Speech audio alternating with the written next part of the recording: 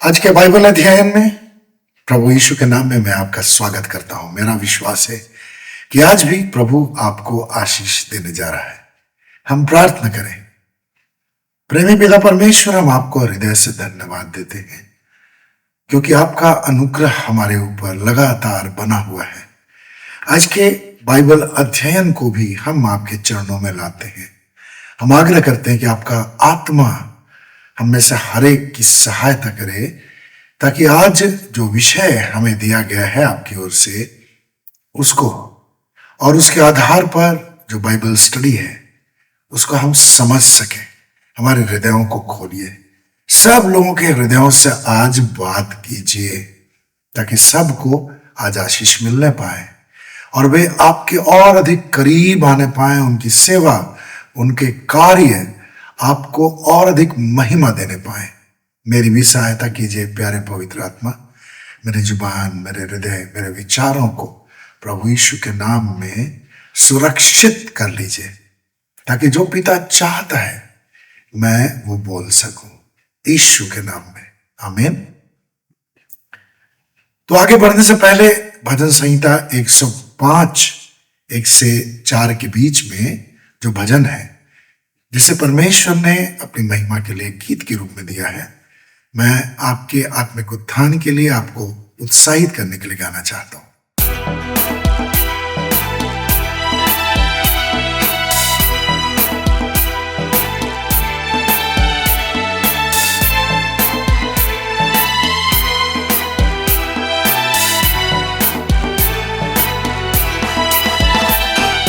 यहोवा का धन्यवाद करो, उससे प्रार्थना करो, लोगों में उसके कामों की चर्चा करो। यहोवा का धन्यवाद करो, उससे प्रार्थना करो, लोगों में उसके कामों की चर्चा करो। यहोवा का धन्यवाद करो।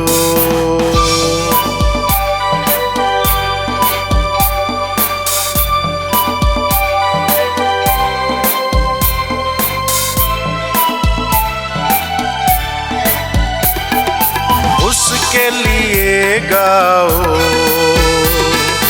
उसके भजन गाओ, उसके अद्भुत कामों का वर्णन करो।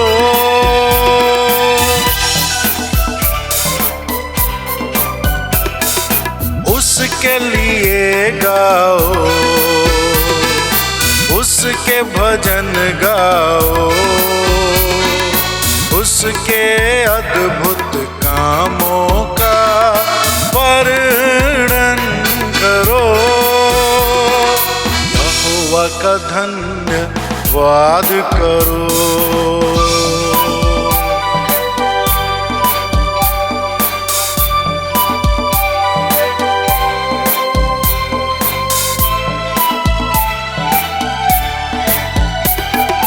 यहोवा को खोजो, उसकी सामर्थ्य को खोजो, हर दिन उसके दर्शन के खोज बने रहो।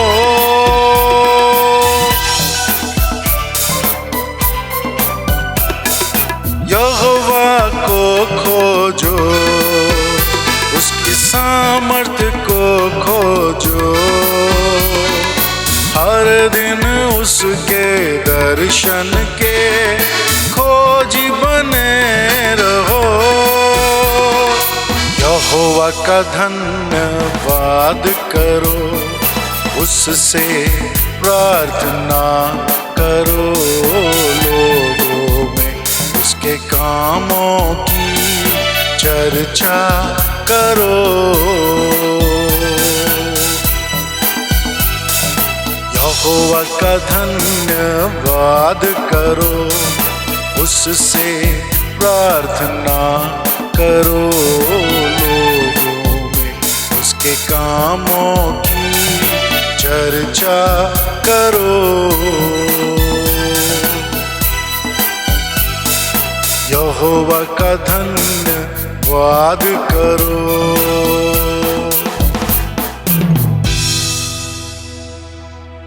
तो पिता परमेश्वर को बहुत बहुत धन्यवाद,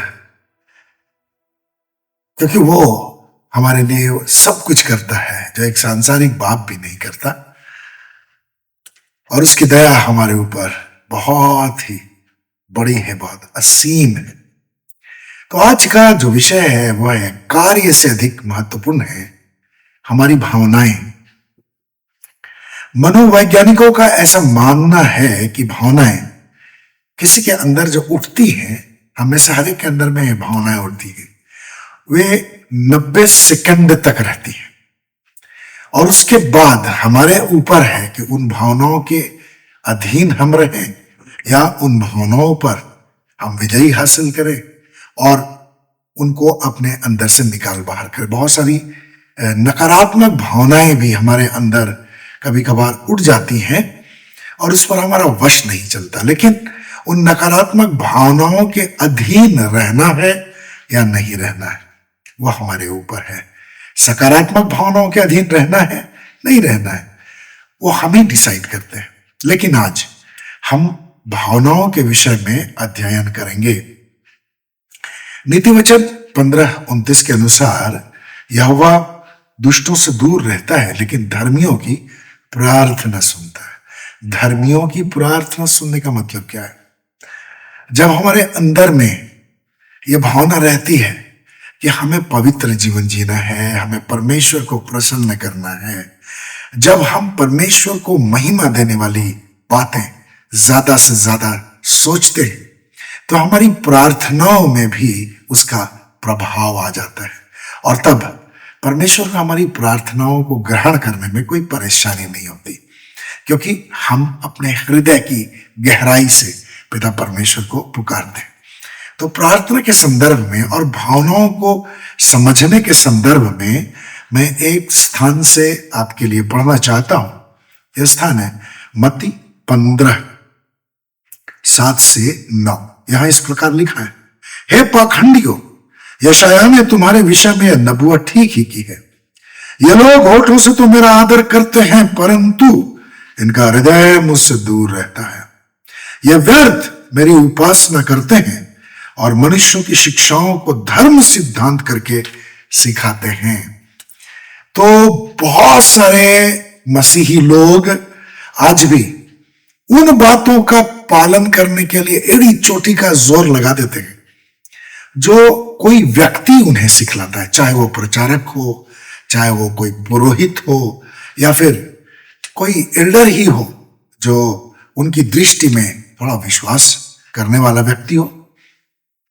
लेकिन यदि हम परमेश्वर के वचन को व्यक्तिगत रूप से न पढ़ें तो हमें पता ही नहीं चलेगा कि कोई व्यक्ति जो मुझे शिक्षा दे रहा है वो वचन के आधार पर दे रहा है या किसी परंपरा, मनुष्यों की परंपराओं के आधार पर उसकी शिक्षा है।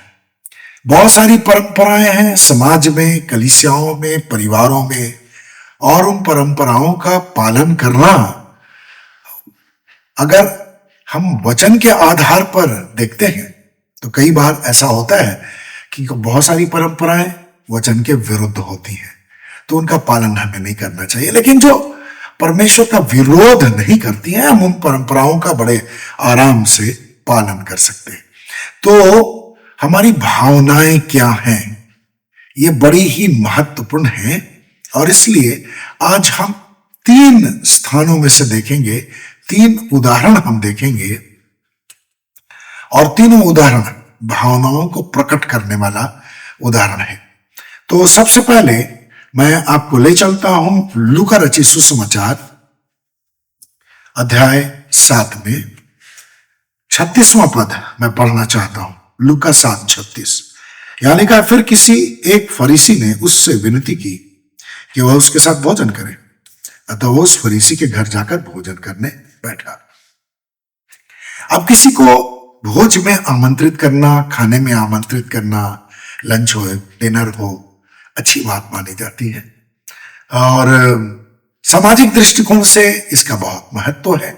जो लोग इस प्रकार मेहमान नवाजी करते हैं वे समाज में बड़े ही सम्मानित व्यक्ति समझे जाते हैं। तो यहां भी एक फरीसी था जिसने प्रभु यीशु को अपने घर में आमंत्रित किया। अब हमारे घर में कोई सम्मानित व्यक्ति आता है तो हमारा भी सम्मान बढ़ जाता है। अब प्रभु यीशु से सम्मानित उस समय और कौन था जो सशरीर इस पृथ्वी पर मौजूद था। तो फरीसी को मौका मिल गया प्रभु यीशु को अपने घर ला करके भोजन के लिए आमंत्रित करने का मौका मिल गया और प्रभु यीशु भी वहां आया। यहां तक तो उसकी भावनाएं ठीक थी, लेकिन यहां इसके बाद एक घटना घटती है और वहां होता यह है कि एक स्त्री जो सामाजिक दृष्टिकोण से पापीन स्त्री थी वह भी वहां शामिल हो गई। जहां प्रभु यीशु लोगों के बीच में होता था तो बहुत सारे लोग वहां रहते थे और किसी को बुलाए न बुलाए तो सुसमाचार सुनने के लिए तो बहुत सारे लोग प्रभु के आसपास रहते थे। तो भोजन के संदर्भ में भी ऐसा ही देखने को मिलता है। जिस भोज में फरीसी ने उसे आमंत्रित किया था उसमें उसने बहुत से लोगों को आमंत्रित नहीं किया था। कुछ लोगों को बुलाया होगा कि आप भी चलिए, जो उसकी दृष्टि में समाज में सम्मानित रहे होंगे। लेकिन पापिन स्त्री जो समाज में सम्मानित स्त्री नहीं थी वह भी उस भोज में आ जाती है जहां प्रभु वह उससे प्रेम करने वाले। तो पापिन स्त्री ने एक अलग ही काम किया।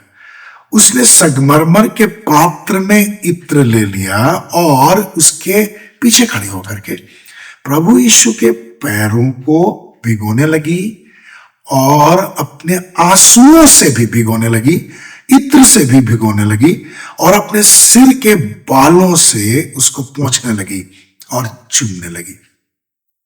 अब यहां एक पापिन स्त्री है, समाज में उसका सम्मान नहीं है। ऐसे भी हम लोग समाज में किन लोगों को सम्मान देते हैं जो प्रतिष्ठित दिखते हैं, नजर आते हैं, हमारी नजर में प्रतिष्ठित है। अब लेकिन एक बात हमें यहां समझने की जरूरत है, प्रभु की दृष्टि में कौन सम्मानित है। हम अच्छे वस्त्र धारण करते हैं, आकर्षक नजर आते हैं, समाज में हम सम्मानित हो सकते हैं, लेकिन परमेश्वर की दृष्टि में हम सम्मानित हो यह जरूरी नहीं। अब फरीसी समाज का एक बहुत ही प्रतिष्ठित व्यक्ति है, उसके घर में प्रभु यीशु है। अब उस भोज में जिसमें प्रभु शामिल है एक पापी स्त्री भी आ गई और उसने संगमरमर के पात्र में से इत्र लेकर के उसके पैरों पर उंडेला, अपने आंसुओं से उसने प्रभु के पैरों को भिगोया, अपने बालों से उसने पोंछा। अब जब ये दृश्य फरीसी के सामने होने लगा तो उसके अंदर में एक बात उठ गई, उसके अंदर में एक विचार, एक भावना उठ गई।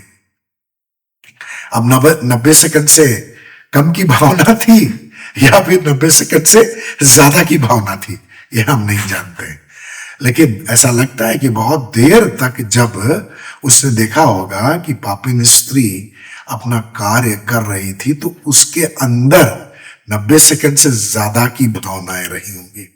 तो इसका मतलब है कि उसने उन भावनाओं को जो उसके अंदर उठी थी आने दिया और उन नकारात्मक बातों के अधीन उसने अपने आप को कर लिया। अब उसने क्या सोचा ये पद 39 में बताया गया है। यहां लिखा हुआ है, यदि यह मनुष्य नबी होता तो जान जाता कि वह स्त्री जो उसे छू रही है कौन है और कैसी है, अर्थात वह तो पापीन है। जैसे ही शमौन इस बात को सोचा, कई पलों से वो सबको देख रहा होगा और मुझे ऐसा लगता है कि 90 सेकंड से ज्यादा ये सारी बातें उसके अंदर में बनी हुई होंगी। और जब उसने एक कंक्लूजन ड्रॉ किया, एक निष्कर्ष में पहुंचा कि जिस व्यक्ति को लोग नबी समझते हैं और जिसे मैंने भी नबी सोच करके, नबी मानकर अपने घर में आमंत्रित किया है, वास्तव में वो नबी नहीं है। यानी अपने अंदर ही अंदर उसने यीशु मसीह की वास्तविकता पर संदेह किया। अब एक बहुत ही सुंदर बात हुई वहां पर।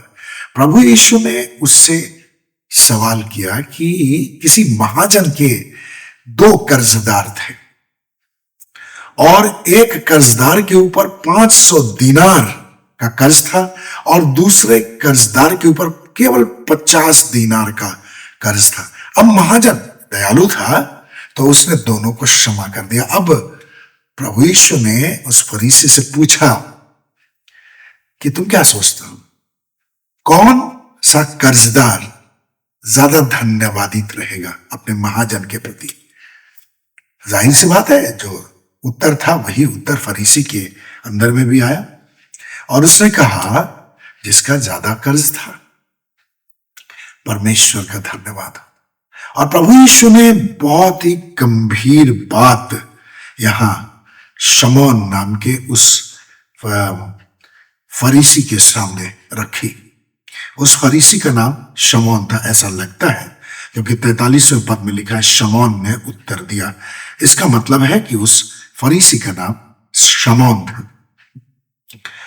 तो प्रभु यीशु ने शमौन से कहा, क्या तू इस स्त्री को देखता है? मैं तेरे घर में आया लेकिन तूने मेरे पैरों को धोने के लिए पानी तक न दिया, लेकिन इसने अपने आंसुओं से मेरे पैर पोंछे। तुमने मुझे नहीं चूमा, पर जब से मैं आया हूं इसने मेरे पैरों को चूमना नहीं छोड़ा। तूने मेरे सिर पर तेल नहीं मला, पर इसने मेरे पैरों पर इत्र मला है। कितनी गंभीर बात है प्रभु ने उस फरीसी से कही। इसी कारण मैं तुमसे कहता हूं, इसके पाप जो बहुत थे क्षमा कर दिए गए, क्योंकि इसने बहुत अधिक प्रेम किया। पर वह जिसके थोड़े से अपराध क्षमा किए गए थोड़ा प्रेम करता है। और उसके बाद उसने, यानी यीशु ने उस स्त्री से कहा, तेरे पाप क्षमा हुए। हालेलुया। तो हम इस बात को समझने की कोशिश करें कि परमेश्वर के सामने हमारा हृदय पूरी तरह से खुला हुआ रहता है। आप किसी भी कार्यक्रम में शामिल हैं, आप इसी YouTube के कार्यक्रम में शामिल हैं, कितना अधिक आपके अंदर में सीखने की लालसा है, इस बात को पवित्र आत्मा देखता है और इसी आधार पर आपको आशीष देना भी चाहता है। लोग सांसारिक बातों के लिए बहुत अधिक धन्यवादित होते हैं। बहुत सारे लोग हैं जिनके लिए सांसारिक आशीषें बहुत अधिक महत्वपूर्ण होती हैं, लेकिन परमेश्वर हम सबके हृदयों को देख रहा है। कौन व्यक्ति है जो आत्मिक बातों के लिए भी प्रभु को पूरे हृदय से धन्यवाद देता है? और हम कितना धन्यवाद देते हैं? सांसारिक बातों के लिए धन्यवाद देते हैं ज्यादा, या आत्मिक बातों के लिए ज्यादा धन्यवाद देते हैं? परमेश्वर की दृष्टि में ये सब कुछ खुला हुआ है। हम अपने पापों से छूटने को कितना महत्व देते हैं, अपने उद्धार के जीवन को कितना महत्व देते हैं, परमेश्वर की दृष्टि से यह छुपा हुआ नहीं है। तो जो व्यक्ति कभी जितना ज्यादा पापी था लेकिन उसके उतने ज्यादा अपराध क्षमा किए गए, उसने प्रभु के पास आकर अपना हृदय, अपना जीवन प्रभु को समर्पित कर दिया, वो तो ज्यादा प्रेम करेगा। तो हमारे हृदय में धन्यवाद की कितनी भावनाएं हैं। हर परिस्थिति में, तकलीफों में, कठिनाइयों में हम कुड़कुड़ाते हैं या परमेश्वर को धन्यवाद देते हैं, यह हमारी भावनाओं के आधार पर होता है। तो मेरे प्रियो, हमें सावधानी बरतनी चाहिए। आगे जब आप कठिन परिस्थितियों में अपने आप को देखें, अपनी भावनाओं को नियंत्रित रखने की कोशिश करें और 90 सेकंड तक आपके अंदर में कई भावनाएं उठ करके आपके ऊपर अधिकार करना चाहती होंगी। वे अच्छी भावनाएं भी हो सकती हैं, बुरी भावनाएं भी हो सकती हैं, सकारात्मक भी हो सकती हैं, नकारात्मक भी हो सकती हैं। लेकिन हम किन भावनाओं के अधीन अपने आप को सौंपते हैं, यह परमेश्वर की ओर से हमारे लिए बहुत गंभीर विषय है। परमेश्वर उन बातों को देखना चाहता है कि हम सकारात्मक भावनाओं के द्वारा किस प्रकार परमेश्वर को अपनी आराधना प्रस्तुत करते हैं। अब मैं दूसरा उदाहरण आपके सामने प्रस्तुत करना चाहता हूं, और यह दूसरा उदाहरण है मरकुस 14वें अध्याय में से 14 के 3 से लेकर के 8 पदों के बीच में यहां हम फिर से भावनाओं का प्रकटीकरण देखते हैं। अब यहां फिर से प्रभु यीशु एक ऐसे व्यक्ति के घर में भोज के लिए गया हुआ था जिसका नाम शमौन था। ऐसा लगता है कि शमौन उन दिनों बहुत ही कॉमन नाम था। बहुत लोगों के नाम शमौन हुआ करते थे। पहले उदाहरण में हमने देखा शमौन एक फरीसी था। दूसरे उदाहरण में यह बैतनिया का शमौन था और कोढ़ी था। ऐसा लगता है कि कभी वह कोढ़ से पीड़ित था, और कोढ़ उस समय बहुत ही भयानक बीमारी थी और बहुत से लोग इससे पीड़ित रहते थे। लेकिन प्रभु यीशु ने इस व्यक्ति को कभी चंगा किया होगा, तो वो बड़ा धन्यवादी था, और इसलिए उसे मौका मिला। बैतनिया का शमौन नामक कोढ़ी उसने अपने घर में प्रभु यीशु को भोजन के लिए आमंत्रित किया। परमेश्वर का धन्यवाद हो। प्रभु यीशु जो लोगों के घर में भोजन के लिए जाया करता था, वो ये बात प्रकट करता है कि आज हम सांसारिक दृष्टिकोण से, शारीरिक दृष्टिकोण से प्रभु यीशु को अपने घर में आमंत्रित तो नहीं कर सकते, लेकिन आत्मिक दृष्टिकोण से वो हमारे साथ भोजन करता है।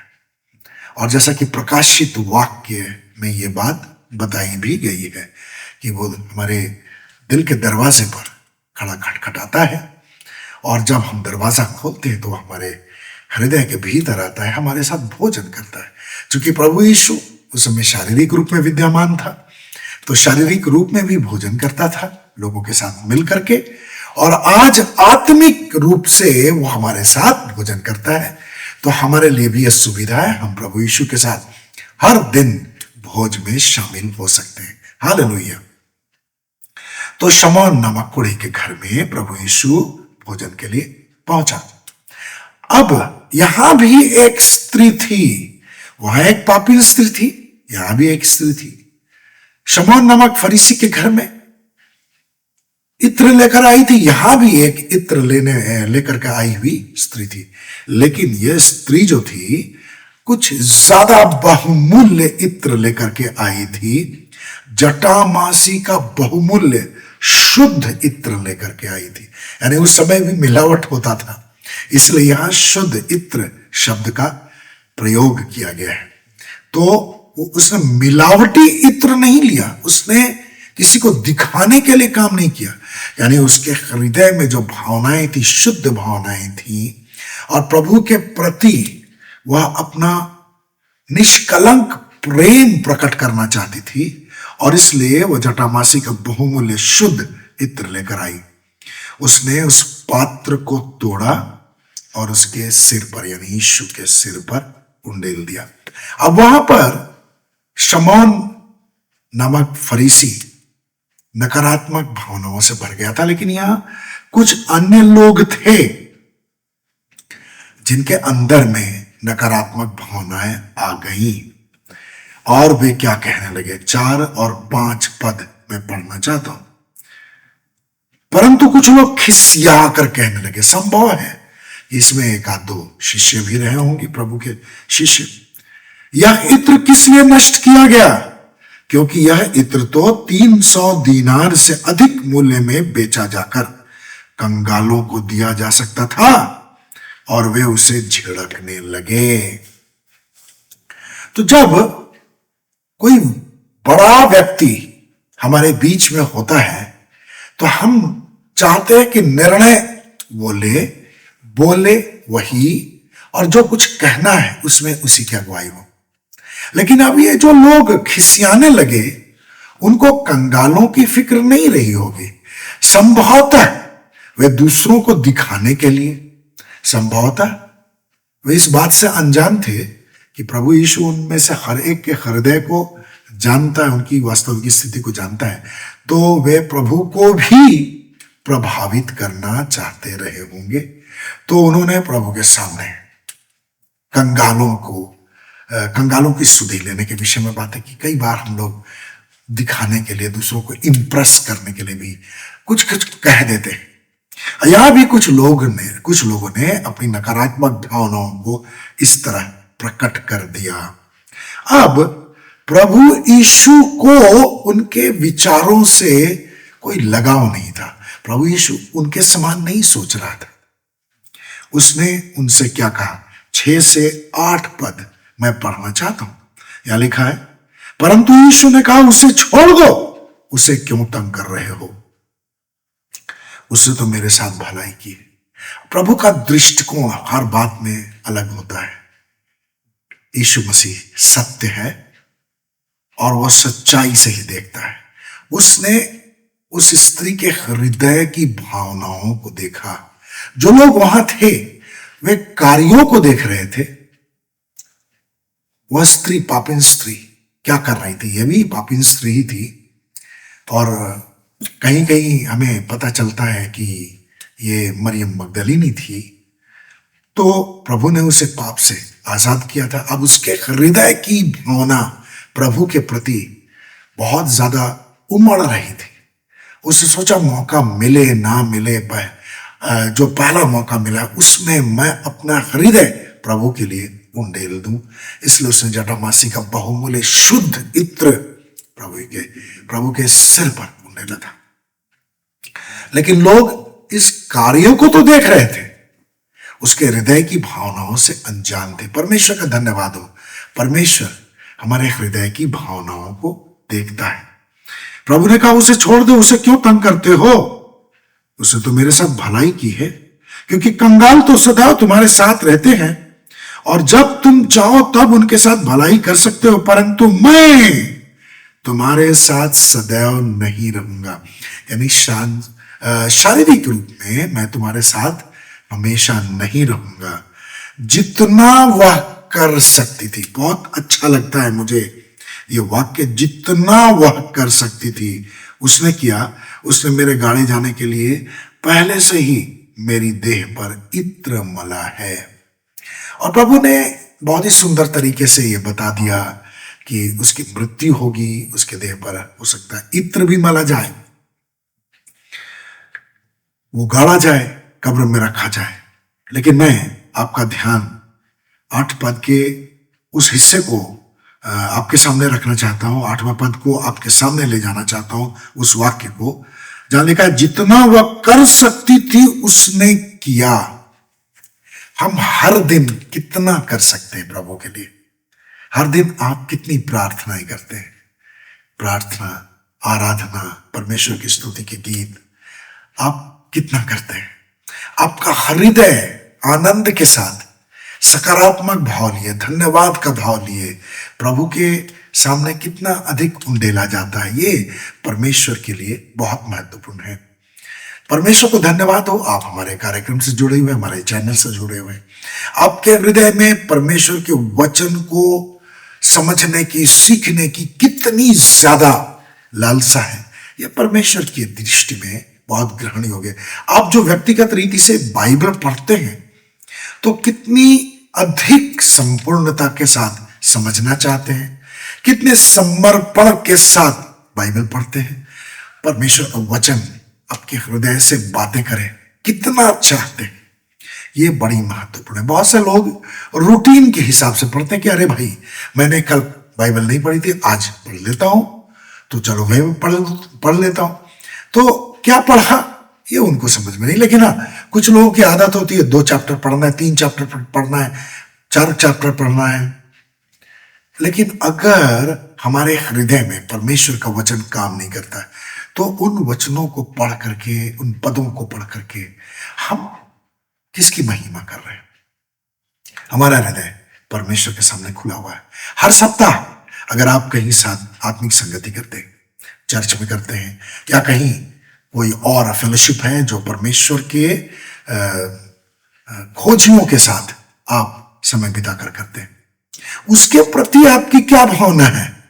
लोगों को दिखाने के लिए आप चर्च जाते हैं कि पादरी साहब पूछेंगे कि फलाना व्यक्ति क्यों नहीं आया। फेलोशिप में पूछा जाएगा कि आप क्यों नहीं आए, इसलिए आप फेलोशिप जाते हैं, इसलिए आप चर्च जाते हैं, इसलिए आप लेंट की आराधना करने के लिए जाते हैं, या फिर आपके हृदय में परमेश्वर को देने के लिए कुछ है, परमेश्वर के चरणों में उंडेलने के लिए आपके अंदर में भावनाएं हैं।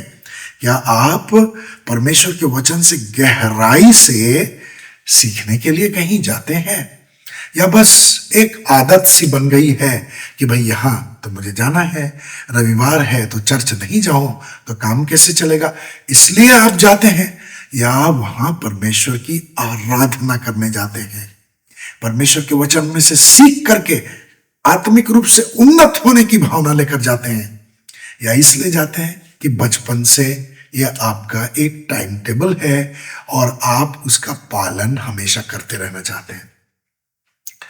कई लोग दिखाने वाला काम करते हैं।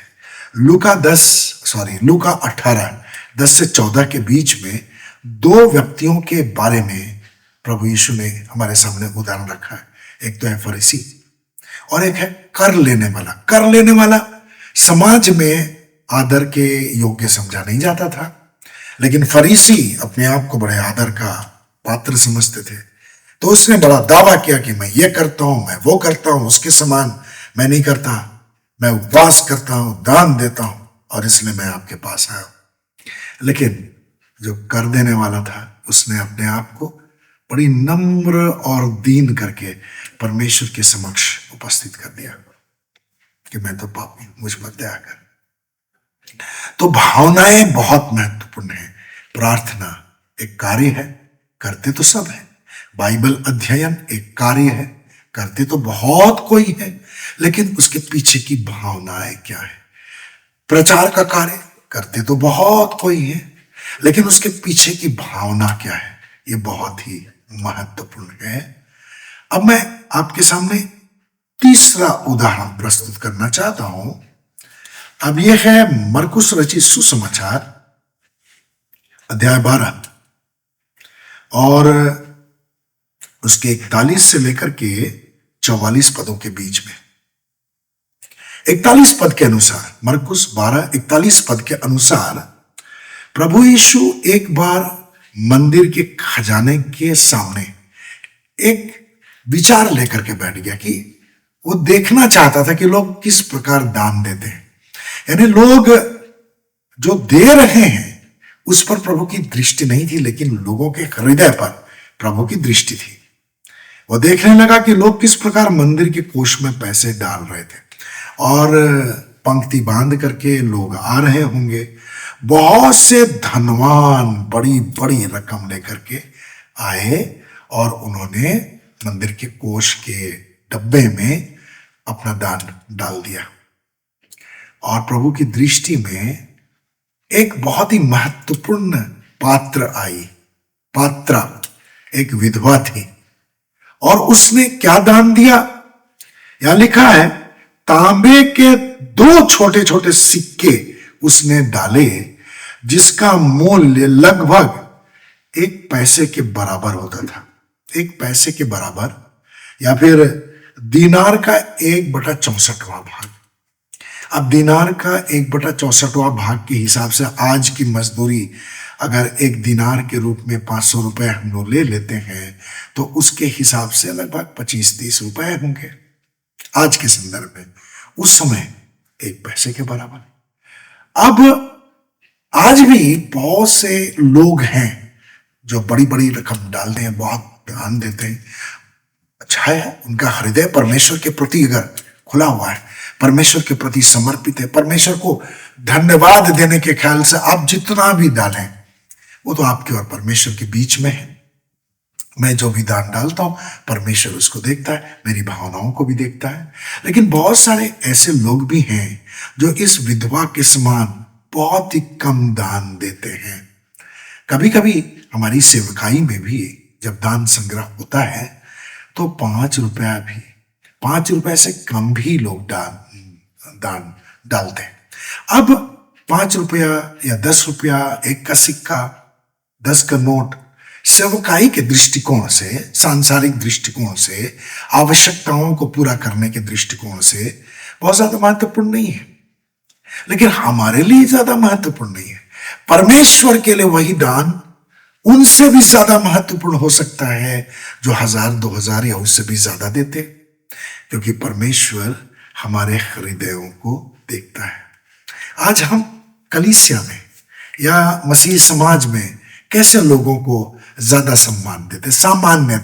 सामान्यतया ऐसे लोगों को सम्मान दिया जाता है जो बहुत ही बड़े अधिकारी हों, बहुत संभ्रांत घरे के हों, बहुत ज्यादा शिक्षित हों, सभ्य हों, जो धनी हों, आकर्षक व्यक्तित्व वाले हों, जिनकी बोली बहुत मीठी होती है।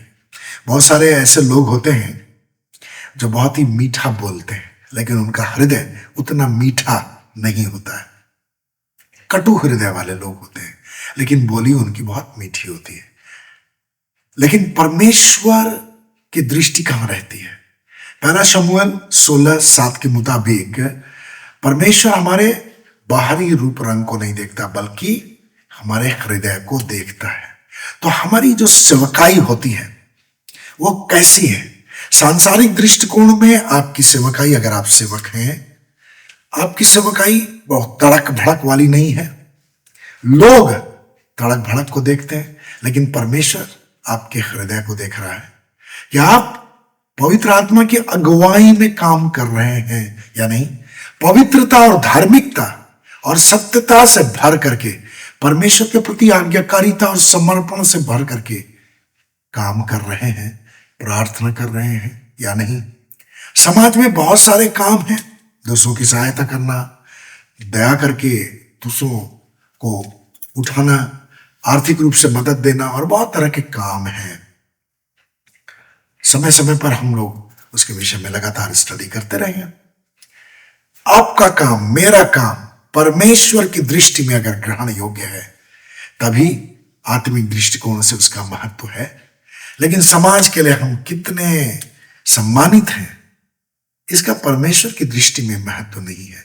हम परमेश्वर की दृष्टि में सम्मानित हैं या नहीं, आत्मिक दृष्टिकोण से हम परमेश्वर के लायक हैं या नहीं, इस बात का महत्व है। तो हम अपने कार्यों से अधिक अपनी भावनाओं को महत्व दें और प्रार्थना करें कि किसी के भी कार्य से हम प्रभावित न हो जाएं, बल्कि उसके अंदर की भावनाओं को देखने की कोशिश करें। परमेश्वर की सहायता से हम ऐसा कर सकते हैं। प्रभु आपको आशीष दे। मेरा विश्वास है कि प्रभु ने आज के बाइबल अध्ययन के द्वारा आपको जरूर छुआ होगा और आपको प्रेरित किया होगा, आपको उत्साहित किया होगा। अगर ऐसा है तो आप इस बाइबल स्टडी को शेयर कीजिए दूसरों से। अगर आपने सब्सक्राइब नहीं किया तो हमारे साथ सब्सक्राइब करने के द्वारा जुड़ जाइए, और जिन्होंने पहले से सब्सक्राइब कर लिया है वे भी देखें, और हाँ, लाइक करें और हमारे लिए प्रार्थना भी करें। परमेश्वर आपको आशीष दे। और जो कमेंट्स लिखते रहे, मैं उनके प्रति आभारी हूं। प्रभु आपको बहुत आशीष दे। आप कमेंट्स लिखना ना छोड़ें।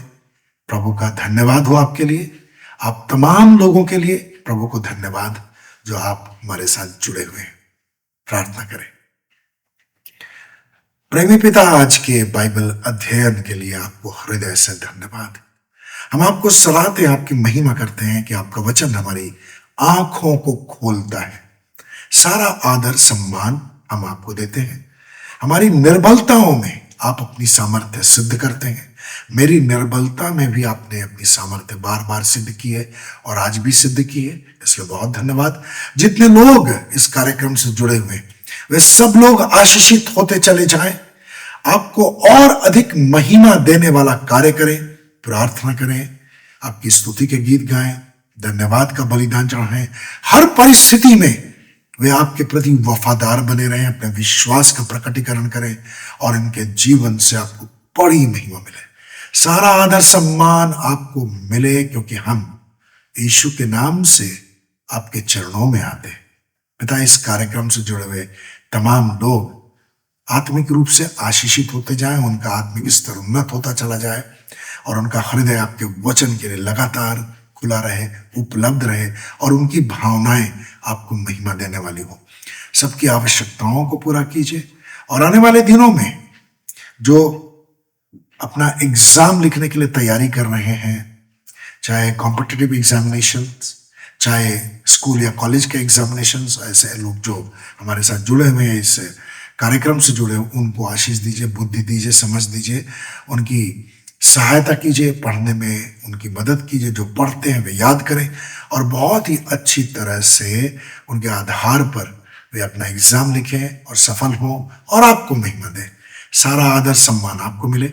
ऐसे माता पिता जो अपने बच्चों के कारण आत्मिक संघर्ष से गुजर रहे हैं, उन पर आपका अनुग्रह होने पाए, उनकी सहायता कीजिए, बल दीजिए और वे आप पर पूरा भरोसा रखें, अपनी योग्यता पर नहीं, किसी मनुष्य पर नहीं, संसार पर नहीं, अपने बच्चों की योग्यताओं पर नहीं, परंतु आप पर भरोसा रखें और आपकी ओर ताकें, ताकि आपकी सामर्थ्य के द्वारा उनके जीवन में वो कार्य हो जो कोई मनुष्य नहीं कर सकता।